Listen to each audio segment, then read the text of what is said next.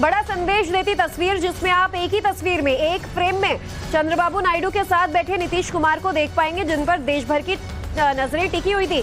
प्रधानमंत्री नरेंद्र मोदी के ठीक दाईं ओर ये दोनों नेता बैठे हुए हैं और ऐसे में कल से ही सवाल उठ रहे थे कि अगर दोनों अपना समर्थन एनडीए को नहीं देते हैं तो फिर सरकार बन पाएगी या नहीं। बहरहाल ये तस्वीरें साफ कर रही हैं कि नई एनडीए का रुख कैसा होगा, चेहरा कैसा होगा।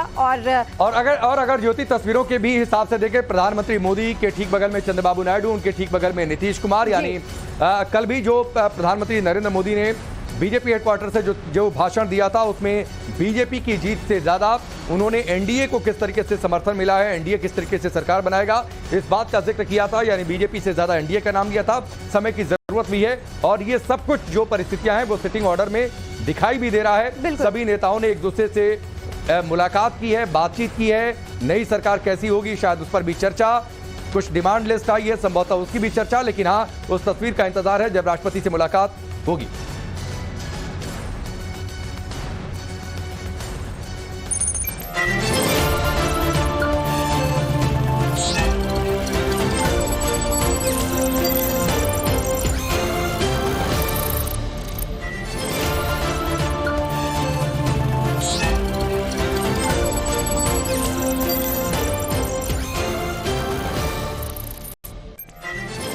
नमस्कार, मैं हूं रंजीत कुमार और शुरू हो चुका है देश का मूड मीटर। अब से थोड़ी देर बाद ही इंडी गठबंधन की बैठक जो कि शुरू होने वाली है और एक जिम्मेदार विपक्ष के तौर पर उसकी क्या भूमिका हो सकती है, कायदे से उस पर इस बात पर ही चर्चा होगी, क्योंकि प्रधानमंत्री मोदी के नेतृत्व में एनडीए थोड़ी ही देर बाद सरकार बनाने का दावा पेश करने वाली है। और उसके बाद जैसा कि आपको पता है कि उसके पास इसके लिए स्पष्ट बहुमत भी है, आंकड़े भी है, इसलिए उसमें कोई परेशानी भी नहीं होने वाली है। ये जो हम आपको तस्वीरें इस समय दिखा रहे हैं, ये थोड़ी देर पहले जो एनडीए की बैठक चल रही थी उसकी तस्वीरें हैं। और जैसा कि आप तस्वीरों में देख पा रहे हैं कि एनडीए में किस तरीके से चंद्रबाबू नायडू और नीतीश कुमार को एक बहुत अहमियत और वाली जगह दी गई है, वो इससे स्पष्ट है।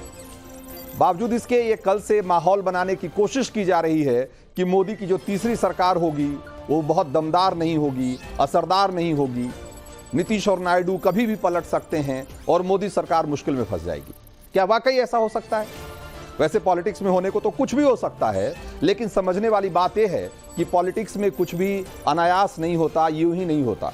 हर फैसले के पीछे फायदे नुकसान का पूरा गुणागणित होता है और उसी के जरिए आज हम ये समझने की कोशिश करेंगे कि मोदी की अगली सरकार कितनी दमदार, कितनी असरदार हो सकती है। लेकिन उससे पहले वो सवाल जिसका देना है आपको जवाब और जिसके जरिए घूमेगा आज देश का मूड मीटर। तो जरा एक बार तो उन सवालों को देख लेते हैं। जरा दिखाइए सवाल नंबर 1, नीतीश और नायडू को लेकर जो कयासबाजी चल रही है उसे आप कैसे देखते हैं? ऑप्शन ए है नीतीश नायडू मोदी के साथ ही रहेंगे, option B Nitish Naidu India में चले जाएंगे, इंडिया गठबंधन में चले जाएंगे, और ऑप्शन सी नीतीश जाएंगे लेकिन नायडू टिके रहेंगे। तो क्या सोचते हैं आप? जवाब देना शुरू करिए। आपके सामने क्यूआर कोड है, उसे स्कैन करिए और जवाब दीजिए। सवाल नंबर 2, दक्षिण में बीजेपी के प्रदर्शन को कैसे देखते हैं आप? ये सवाल है और ऑप्शन है आपके पास। ऑप्शन ए जनाधार बढ़ा, सीटें भी बढ़ेंगी, ऑप्शन बी उम्मीद के मुताबिक प्रदर्शन नहीं है दक्षिण में, और ऑप्शन सी इससे बेहतर प्रदर्शन नहीं हो सकता दक्षिण में। क्या सोचते हैं आप? हमें बताना शुरू करिए। सवाल नंबर 3 जरा जल्दी दिखाइए। देश को स्थायी सरकार देने में कौन ज्यादा सक्षम दिखता है आपको, एनडीए या इंडिया? और ऑप्शन है एनडीए को बहुमत, उसी की सरकार बने। दूसरा ऑप्शन है इंडिया की सरकार बन सकती है, और ऑप्शन सी है इंडिया की सरकार बनी तो स्थिर नहीं रहेगी। तो ये 3 है आपके पास ऑप्शन, और जैसा कि आपको पता है कि आपके टीवी स्क्रीन पर जो क्यूआर कोड दिखाई देता है उसे आपको स्कैन करना होता है अपने मोबाइल कैमरे से, और आपके सामने इन्हीं सवालों की लिस्ट खुल जाती है जिसका कि जवाब भर के आपको सबमिट करना होता है। और हाँ, आखिर में आप अपनी डिटेल जरूर भरिएगा, क्योंकि उसी के आधार पर हम हर रोज 4 लकी वोटर का भी चुनाव करते हैं। तो आप वोटिंग शुरू करिए और हम लौटते हैं आज के एजेंडे पे। सवाल वही है कि क्या नीतीश और नायडू मोदी सरकार को गच्चा दे सकते हैं? सबसे पहले बात नायडू की। एनडीए के साथ नायडू का पुराना और बहुत गहरा रिश्ता रहा है, बहुत लंबा रिश्ता रहा है। अटल बिहारी वाजपेयी के जमाने से 2019 तक नायडू एनडीए के साथ रहे। नायडू का राजनीतिक रिकॉर्ड भी इस बात की गवाही देता है कि गठबंधन की राजनीति में नायडू बहुत भरोसे के नेता रहे। जो कहते हैं वो करते हैं, और नायडू कह रहे हैं कि वो एनडीए के साथ थे, साथ हैं और साथ रहेंगे। एक बात और गौर करने वाली बात है कि नायडू और नीतीश कोई भी फैसला करने से पहले अपना और अपने राज्य का फायदा भी जरूर सोचेंगे। एनडीए की बैठक में प्रस्ताव पास हुआ है और नरेंद्र मोदी को नेता चुन लिया गया है, जो कि करीब करीब तय ही था पहले से, उसमें कोई ऐसी बात नहीं थी। और एनडीए की बैठक में प्रस्ताव पास कर दिया गया है। अब से थोड़ी देर बाद ही हो सकता है कि नरेंद्र मोदी अपने सहयोगियों के साथ जाएं और राष्ट्रपति से जरा दिखाइए वो जो प्रस्ताव जो पास किया गया है, नरेंद्र मोदी को नेता चुनने वाला प्रस्ताव, ये देखिए वो उसकी तस्वीरें हैं और यही वो प्रस्ताव है जिसके जरिए ये एक तरीके से नरेंद्र मोदी को नेता चुना गया है। जरा क्या है इस प्रस्ताव में, जरा एक बार देखते हैं। और इसमें कहा गया है कि भारत के 140 करोड़ देशवासियों ने पिछले 10 वर्षों में आदरणीय प्रधानमंत्री नरेंद्र मोदी जी के नेतृत्व में एनडीए सरकार की जन कल्याणकारी नीतियों से देश के हर क्षेत्र में विकसित होते देखा है। और इसके बाद इसमें बहुत सारी बातें लिखी गई और आखिर में ये लिखा गया है कि श्री मोदी जी के नेतृत्व में एनडीए सरकार भारत के गरीब, महिला, युवा, किसान और शोषित, वंचित और पीड़ित नागरिकों की सेवा करने के लिए प्रतिबद्ध है। भारत की विरासत को संरक्षित कर देश के सर्वांगीण विकास हेतु एनडीए सरकार भारत के जन जन के जीवन स्तर में सुधार लाने के लिए कार्य करती रहेगी। प्रस्ताव सर्वसम्मति से आज दिनांक 5 जून 2024 को नई दिल्ली में पारित हुआ।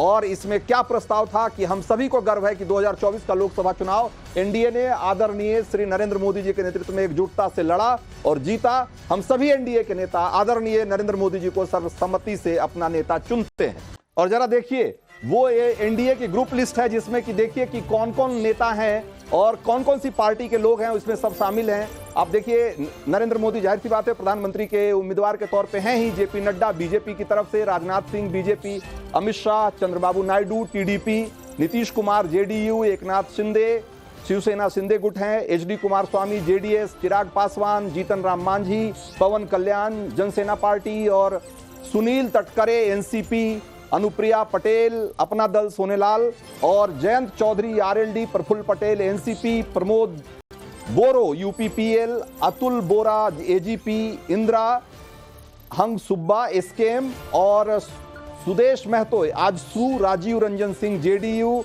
और संजय झा जेडीयू।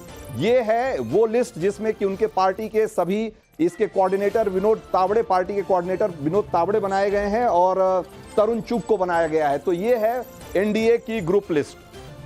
कितने दिन चलेगा गठबंधन, उसको लेकर जिस पर हमेशा सवाल रहेगा, उसमें वो क्यों भरोसा करेंगे। फिर लीडरशिप को लेकर इंडिया गठबंधन में जो मारकाट मच सकती है वो खतरा तो अलग से है ही, क्योंकि वहां पर इनसे कई पार्टियों के लोग हैं जो कि इनसे ज्यादा ताकतवर हैं और सबकी अपनी अपनी महत्वाकांक्षाएं हैं। उड़ते उड़ते हालांकि खबर यह आ रही है कि कांग्रेस गठबंधन के बाकी पार्टियों को जो है वो सरकार बनाने के लिए आगे आने के लिए कह रही है, इंडिया गठबंधन के बाकी पार्टियों को। लेकिन इतिहास बताता है कि कांग्रेस ने वैसी किसी भी सरकार को 6 महीने या साल भर से ज्यादा नहीं चलने दिया जिसका पीएम कांग्रेस का न हो। 1980 में चौधरी चरण सिंह को कांग्रेस ने धोखा दिया, आपको याद होगा। ये सब ऐतिहासिक तथ्य है, इसमें कोई ऐसी बात मैं नहीं कह रहा हूं जो कि कोई नई बात है। 90 के दशक में चंद्रशेखर की सरकार बनवाई, 6 महीने भी सरकार नहीं चली। राजीव गांधी की जासूसी का बहाना बनाकर उनकी सरकार से समर्थन वापस ले लिया, सरकार गिर गई। 1996 में देवगौड़ा की सरकार बनी और वो भी गिर गई, उसे भी गिरा दिया। 1998 में फिर आई के गुजराल की को गद्दी पर बिठाया और फिर उनसे भी हाथ खींच लिए, नतीजा वो सरकार भी गिर गई। तो एक लंबा इतिहास है इस तरह की सरकारों का, जिसको कि कांग्रेस ने बाहर से समर्थन दिया और फिर 6 महीने भी उस सरकार को नहीं चलने दिया और समर्थन वापस ले लिया। तो ऐसी स्थिति में अगर कांग्रेस इंडिया गठबंधन के बाकी पार्टियों को ये कहती है कि आप आपस में कोई ऐसा गठजोड़ बना लो और आप सरकार बनाने की पहल करो और हम आपको बाहर से समर्थन देंगे, तो जाहिर सी बात है कि इस झांसे में लोग नहीं आएंगे। फिर नीतीश और नायडू राजनीति के उस युग से आते हैं जहां उन्होंने कांग्रेसियों का सब खेल देख रखा है। वो जीत की मिठाई खाने के बाद फिर से जुबान खट्टा क्यों करना चाहेंगे। वो देख रहे हैं कि इधर एक तरफ मोदी हैं जो कि मतलब सालों साल आप अगर देखेंगे तो ताकतवर शख्सियत बनकर ही उभरते रहे हैं। उनकी हिस्ट्री है जो विक्ट्री की हिस्ट्री है और आगे भी नई कामयाबी और एक तरीके से नई चुनौतियों को मात देने का मादा रखते हैं। तो तीसरी बार प्रधानमंत्री बनने जा रहे नरेंद्र मोदी उन्होंने अपने इरादे जता दिए हैं और साफ साफ बता दिया है कि आंकड़ों के जाल में फंसने की जरूरत नहीं है। 1962 के बाद पहली बार कोई सरकार अपने 2 कार्यकाल पूरा करने के बाद तीसरी बार वापस आई है, इसलिए मोदी का हौसला हाई है। इस चुनाव में बीजेपी के लिए जश्न की और भी कई वजह हैं, ऐसा नहीं है। तमिलनाडु से लेकर केरल और तमाम दक्षिण के राज्यों में बीजेपी ने अच्छा प्रदर्शन किया है। केरल में बीजेपी को जो वोट मिले हैं उसका हिसाब देखिए, तमिलनाडु में जो वोट मिले हैं उसका हिसाब देखिए। तमिलनाडु में बीजेपी सीट भले नहीं पा पाई हो, लेकिन पार्टी को 11.2% वोट मिले हैं। 2019 में यहां सिर्फ 3.62% वोट मिले थे पार्टी को, तो 3%, 3.5% से कहां 11.5%। जहां लेफ्ट और कांग्रेस का गढ़ माना जाता है केरल, वहां भी पार्टी ने अपना खाता खोला है। और एक वक्त था जब अटल जी कहते थे कि बीजेपी की उस दिन बड़ी पार्टी और देश की सबसे प्रतिष्ठित पार्टी बनेगी जिस दिन केरल में हमारा कोई सांसद जीतेगा, और इस बार केरल से बीजेपी का सांसद जीत कर आया। पार्टी को वोट प्रतिशत भी 16.5% से ज्यादा मिले हैं, 16.68%। 2019 में सिर्फ 13% वोट मिले थे, यहां भी 3-3.5% वोट का इजाफा है। तेलंगाना में बीजेपी की सीटें डबल हो गई हैं। यहां कुछ महीने पहले ही कांग्रेस की सरकार बनी थी।